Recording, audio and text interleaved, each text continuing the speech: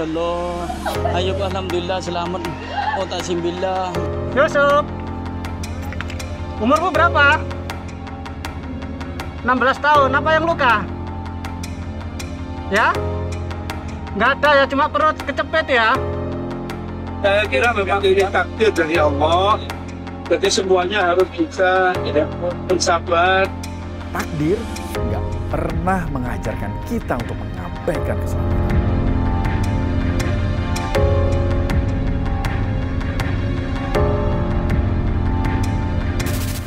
Setelah 5 hari proses evakuasi, tim SAR akhirnya melakukan panggilan terakhir.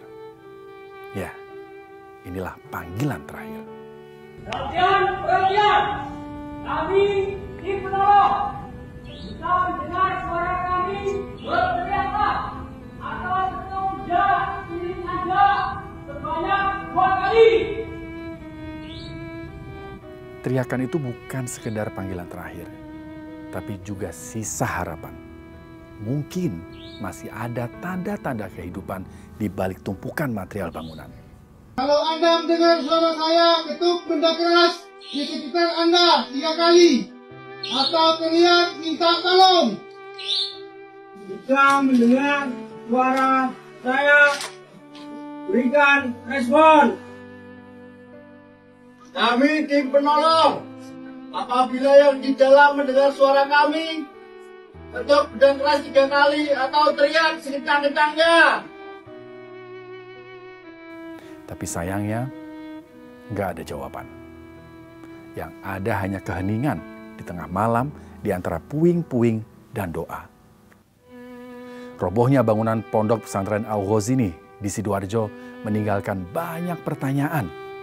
Apa yang sebenarnya terjadi dan siapa yang harus bertanggung jawab atas peristiwa ini? Kita cek now sama-sama.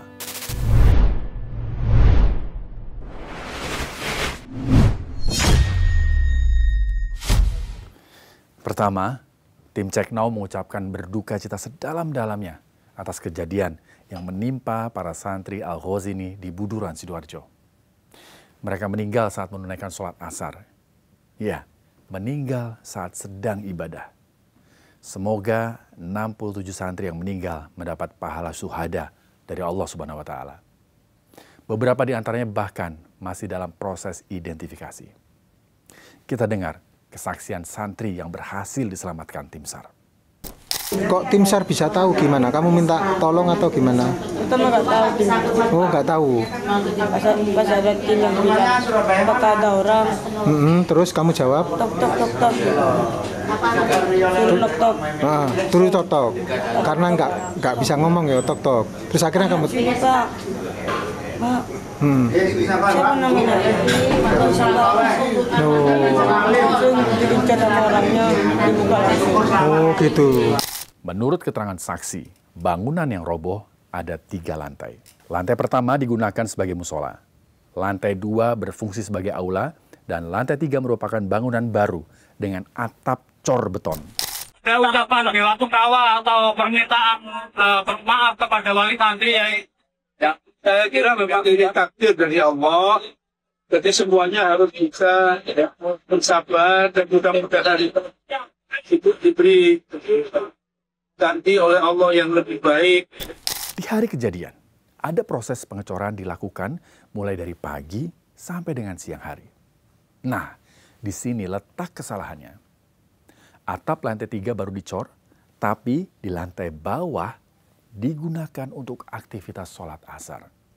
Ini jelas bahaya, karena material cor belum sepenuhnya kering. Saat memasuki rakaat ketiga, tiba-tiba bruk, bangunan roboh menimpa ratusan santri yang menunaikan sholat asar. Assalamualaikum warahmatullahi wabarakatuh.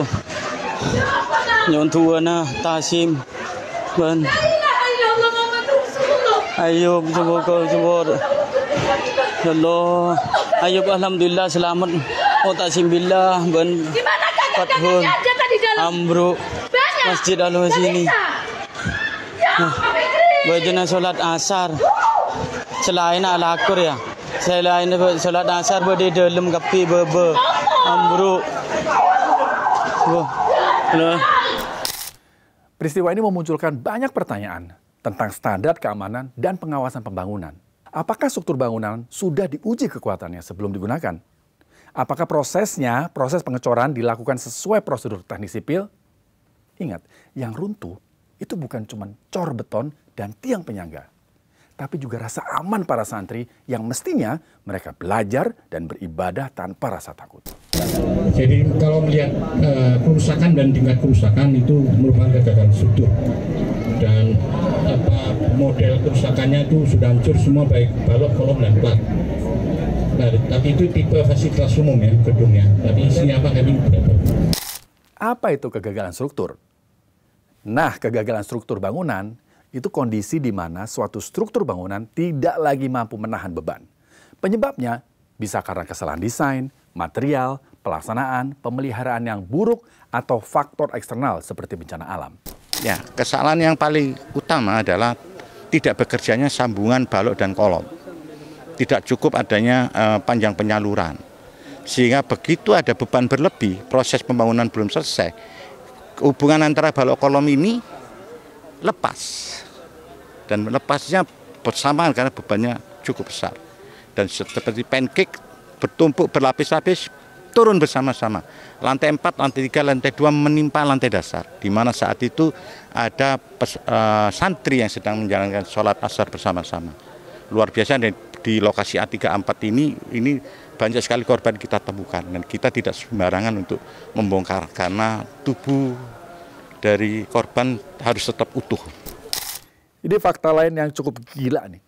Ternyata lebih dari 42.000 pesantren di Indonesia, itu cuma 50 pesantren yang punya izin mendirikan bangunan. Ya, cuma 50. Sisanya berdiri tanpa standar keselamatan. Tapi tetap menampung ribuan santri setiap hari. Pemerintah kemana aja selama ini? Pemerintahnya diem, masyarakatnya cuek, dan kita baru ribut setelah pesantren Al-Ghozi ini rata dengan tanah. Kepada pesantren tidak boleh membangun sendiri, harus ada tim teknisi. Soal gotong royong itu boleh, tapi bahwa harus ada ilmunya. Kita minta kepada semua pesantren yang lagi bangun, tidak boleh membangun tanpa ada kalkulasi teknik. Saya setuju Caimin, jangan asal bangun. Yuk, pemerintah harus berani mengkaji ulang semua pesantren yang saat ini dalam proses pembangunan. Jangan asal bangun pesantren hanya modal iman tanpa ilmu, supaya nggak ada lagi kejadian yang terulang. Fakta lain yang bikin miris ya. Ada santri-santri yang ikut pengerjaan bangunan. Ini bukan soal kalian berkhidmat sama pesantren atau taat sama kiai. Tapi ini soal keselamatan, soal nyawa yang nggak bisa ditukar dengan kata ikhlas. Kalau urusannya sudah sampai pada struktur beton, struktur bangunan, dan beban cor, itu bukan ladang pahala, itu wilayah tanggung jawab profesional. Kalau bicara penegakan hukum, sebagaimana yang sudah disampaikan oleh Bapak Kapolda, bahwa hal ini pasti akan tetap kita lakukan. Ya. Namun tentu menunggu dari proses pembersihan, proses evakuasi seluruh korban ini berhasil dilakukan. Kalau terkait dengan saksi, tentu ini berarti kita harus melakukan proses pemanggilan, melakukan proses interogasi. Sejauh ini kami belum melakukan atau melangkah ke sana. Saat ratusan petugas berjibaku mengevakuasi korban dari runtuhan, sebuah video beredar di sosial media. Ratusan santri ngerjain pekerjaan konstruksi, termasuk pengecoran. Mereka nih berdiri di atas ketinggian tanpa pengamanan yang memadai.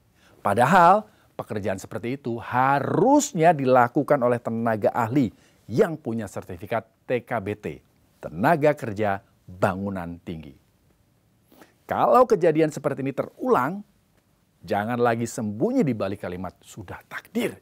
Karena takdir nggak pernah mengajarkan kita untuk mengabaikan keselamatan. Saya Rizky Hasan, tetap kritis, tetap waras, merdeka. Makasih banget ya sudah menyimak Check Now.